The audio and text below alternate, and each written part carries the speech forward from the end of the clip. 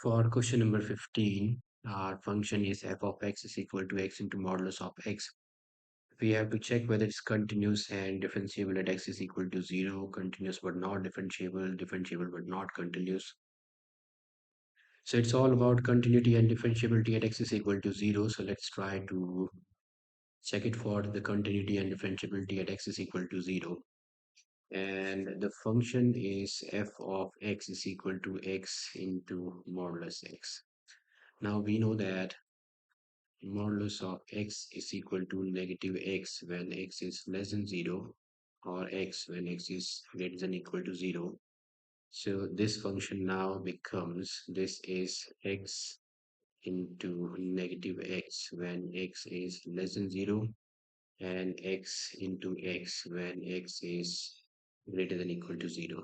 So this is equal to negative x squared when x is less than 0 and x squared when x is greater than equal to 0. So this is our function. So if we sketch it on the number line at x is equal to 0, so for less than 0 this is negative x squared and greater than or equal to 0 this is x squared. So value of the function at 0 is equal to 0. Let's find its left hand limit. So this is limit x tends to 0 negative f of x, which is limit x tends to 0 negative negative x squared, which will give us 0. And similarly right hand limit is equal to limit x tends to 0 plus f of x, and the function here is x squared, which will give us 0. So here the function's value at 0. So the value of the function at 0 is equal to left hand limit is equal to right hand limit is equal to 0. These coincide. So the function is continuous as at x is equal to 0. Now let's check it for differentiability. So for that, let's find out the left hand derivative, which is equal to limit h tends to 0 negative f of x plus h minus f of x upon h, and x here is 0, so this is equal to limit h tends to 0 for x is equal to 0.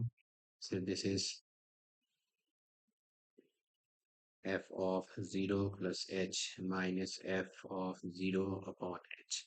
So f of 0 upon h is this is f of h minus this is f of 0 and h. Now for left hand derivative f of h, so f of h is negative h squared, f of 0 is 0 by h, which gives us limit h tends to 0 negative negative h squared by h. This gets cancelled.